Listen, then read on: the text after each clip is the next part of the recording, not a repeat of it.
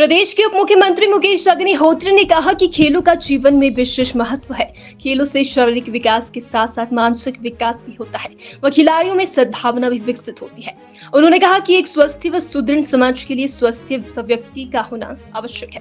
अग्निहोत्री फिरवार को जिला सोलन के वीरभद्र स्पोर्ट्स कॉम्प्लेक्स कुमारहट्टी में दूसरी अखिल भारतीय ओपन बैडमिंटन प्रतियोगिता के उद्घाटन के अवसर पर बोल रहे थे। उन्होंने बैडमिंटन की प्रतियोगिता की सफल आयोजन के लिए स्थानीय वेलफेयर सोसाइटी को बधाई देते हुए उनके अथक प्रयासों की भी सराहना की।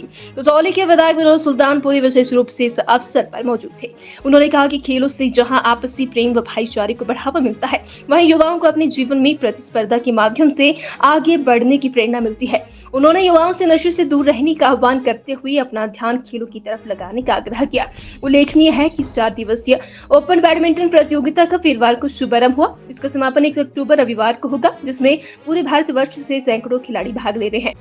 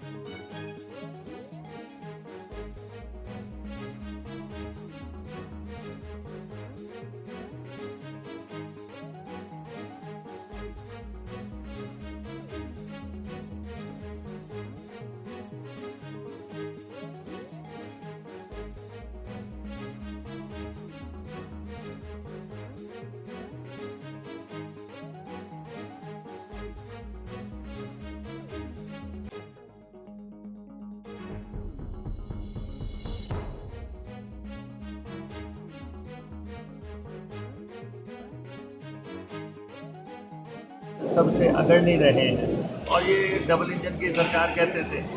और आप देखें कि डबल इंजन की सरकार अगर होती केंद्र में, अगर इनकी सरकार थी, हिमाचल में इनकी सरकार थी, उसका अगर कोई फ़ायदा हुआ होता तो आज हिमाचल प्रदेश आर्थिक तौर पे इस ढंग से करा ना रहा होता। आप देखें कि हिमाचल प्रदेश में मौजूदा जो केंद्र की सरकार है, उन्होंने कर्ज लेने की सीमा जो है हिमाचल प्रदेश की घटा दी है। जो भाजपा के समय में कर्ज मिलता था और जो हमें कर्जा लेना है, उसकी सीमा उन्होंने घटा दी। जो फॉरेन फंडिंग के प्रोजेक्ट हैं, उनकी भी उन्होंने कैप लगा दी कि आप इससे ज़्यादा जो है फॉरेन फंडिंग नहीं करेंगे। जो बाहर से पैसा आता है और यहाँ पे डेवलपमेंट के लिए लगता है, उस पर उन्होंने कैप लगा दी। thirdly जीएसटी की कंपनसेशन जो है उन्होंने बंद कर दी। जून के बाद जो है जीएसटी का कंपनसेशन का पैसा आना बंद हो गया। और उसके बाद रेवेन्यू डेफिसिट ग्रांट जो है कि एक मेन सोर्स होता है, और वो जो है किसी इसमें 11,000 करोड़ थी और वो अब अगले साल जाके जो है 3,000 करोड़ में सिमट जाएगी। तो असल में जो 15वां वित्त आयोग आया, उसके सामने जयराम सरकार प्रदेश की वित्तीय स्थिति को ढंग से प्रेजेंट नहीं कर सकी है, और ये बहुत बड़ी चूक हुई है। जब तो 14वां वित्त आयोग आया था, तो 14वें वित्त आयोग ने हमें 225% की इंक्रीज दी थी, और जिससे कि प्रदेश की स्थिति थोड़ी सामान्य हुई। लेकिन जो पिछला जयराम जी के समय पे वित्त आयोग आया, उसमें सिर्फ 8% की इंक्रीज मिली, और इसलिए जो है ये स्थितियाँ खड़ी हुई हैं। और फिर 15वें वित्त आयोग ने कुछ स्पेसिफिक जो है रिकमेंडेशंस की थी, जैसे कि मंडी की हवाई पट्टी के लिए 1,000 करोड़ रुपया, कांगड़ा की हवाई पट्टी के लिए 400 करोड़ रुपया, ज्वालाजी मंदिर के लिए 20 करोड़ रुपया, 1420 करोड़ रुपया वो भी नहीं आया। तो जो कि एक रिकमेंडेशन है, अगर वो भी नहीं आ रहा है, इसीलिए जो है ये सारे प्रोजेक्ट लटके हुए हैं। और फिर जो है ये जो हमारा BBMP का शेयर था 7.19%, वो लगभग 3,000 करोड़ से ऊपर की राशि है। वो राशि भी जो है जयराम सरकार, डबल इंजन की सरकार जो कहते थे, वो भी पैसा जो है वो ला नहीं सके। तो इसलिए वित्तीय मोर्चे पे पूरी तरह सफल हो गए। आप देखो शराब का जो ठेकों की नीलामी थी, इनकी आखिरी साल में 1200 करोड़ रुपए की नीलामी हुई। इस साल जब हमारे पास आई नीलामी तो 1800 करोड़ रुपए की हुई।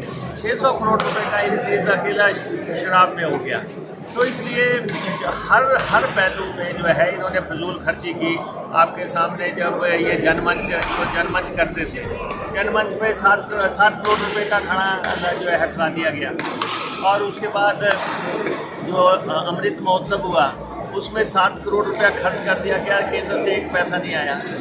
जो धर्मशाला में इन्वेस्टर मीट हुई थी उसमें 26 करोड़